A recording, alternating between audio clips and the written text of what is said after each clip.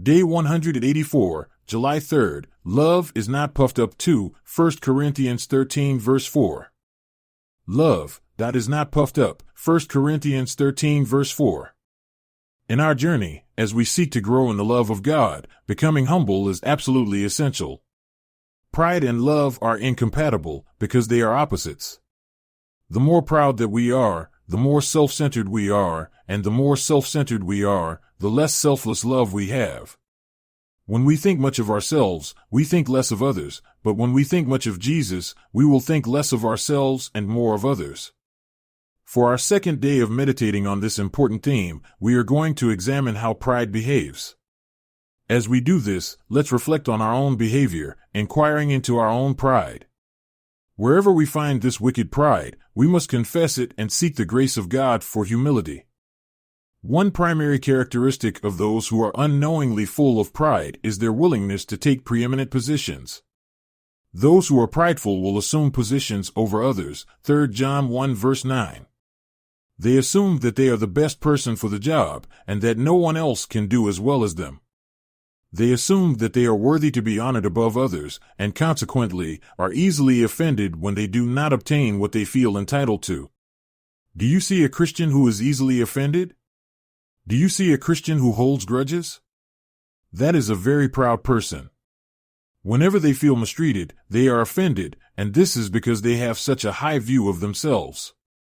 Rather than remembering their own sins against God and loving others through their faults as they have been loved, they hold others in contempt, forgetting that they have been forgiven of more.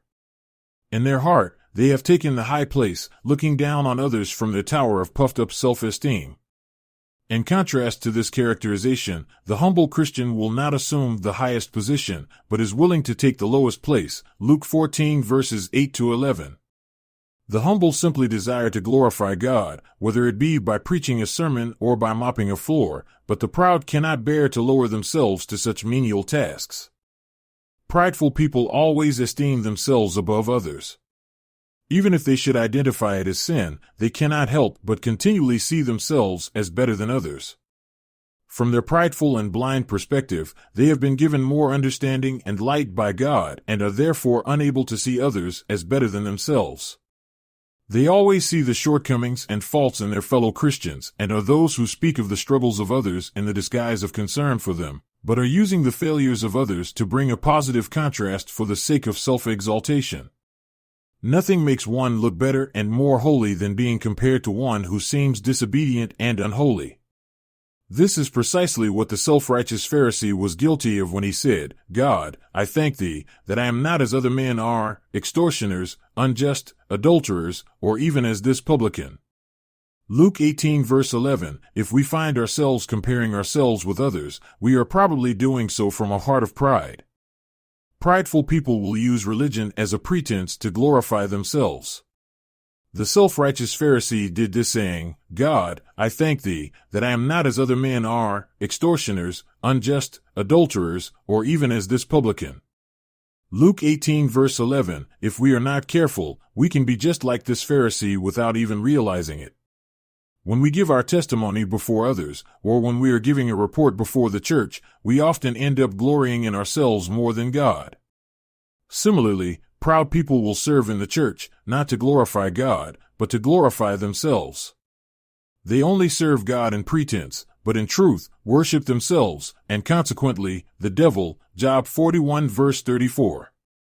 The Apostle Paul provides us with a wonderful example of humility. When we read the 11th chapter of Paul's first letter to Corinth, we see that Paul is caught in a lose-lose situation. The Corinthian Christians were being slowly turned away from him by false teachers who were gaining admiration by boasting in themselves. On one hand, if he did nothing, the Corinthians would be led into more error, but on the other hand, he loathed the idea of boasting in his own achievements. Though he would only be asserting his apostleship for their good, he would seem to be like the false teachers, exalting himself as a fool. As a result, Paul, being forced into a corner, proceeded to give his own personal testimony. Paul makes the point that, if the Corinthian church would only hear self-exalting fools, he would show himself to be even greater than them, though doing it would make him to be as a fool. I say again, let no man think me a fool, if otherwise, yet as a fool receive me, that I may boast myself a little. That which I speak it not after the Lord, but as it were foolishly, in this confidence of boasting. Seeing that many glory after the flesh, I will glory also. I speak as concerning reproach, as though we had been weak. Howbeit wheresoever any is bold, I speak foolishly, I am bold also. Are they Hebrews? So am I. Are they Israelites? So am I. Are they the seed of Abraham? So am I. Are they ministers of Christ? I speak as a fool, I am more, and labors more abundant, and stripes above measure, and prisons more frequent, and deaths oft. Of the Jews 5 times received I 40 stripes save one.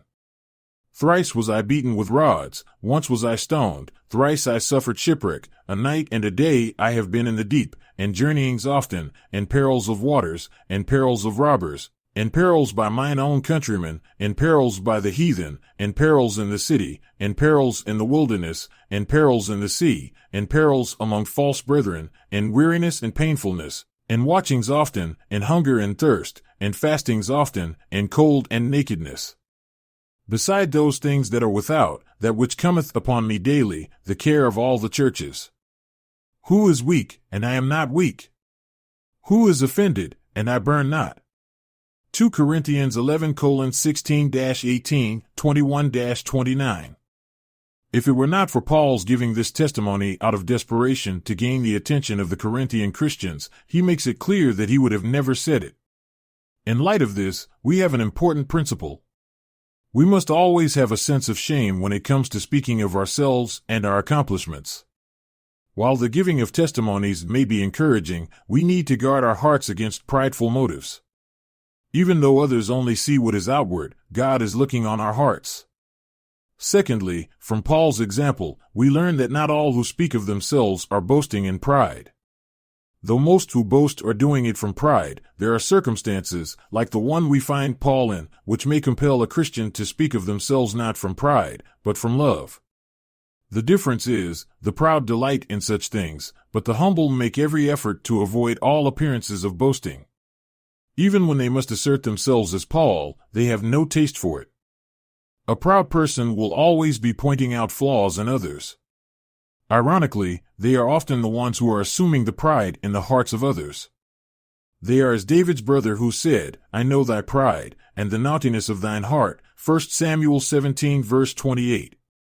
As we have noted throughout today's meditation, most of the symptoms of pride can also come from true love and humility. As a result, in most cases, only God can be certain about whether a person acts from pride or not. Now certainly, there are many instances in which pride is perfectly clear, but if we are not careful, we will think we see it where there is no way to be sure. Moreover, even if we do spy pride in a fellow believer, should it not remind us of our own pride?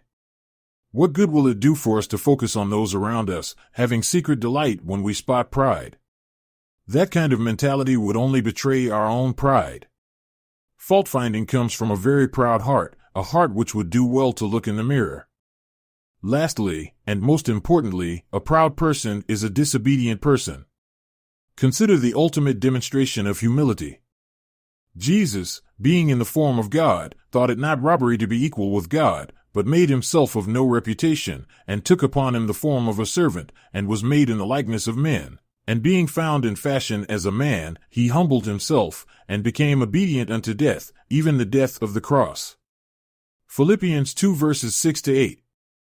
True humility is keeping our eyes on Jesus and obeying his commandments. Anything else is pride. The most humble people in the church are those who are more focused on their service to God than on his blessings for them.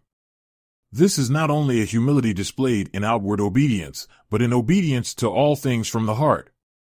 If we sincerely want to love God more than ourselves, we must begin by desiring humility more than greatness and obedience more than blessings.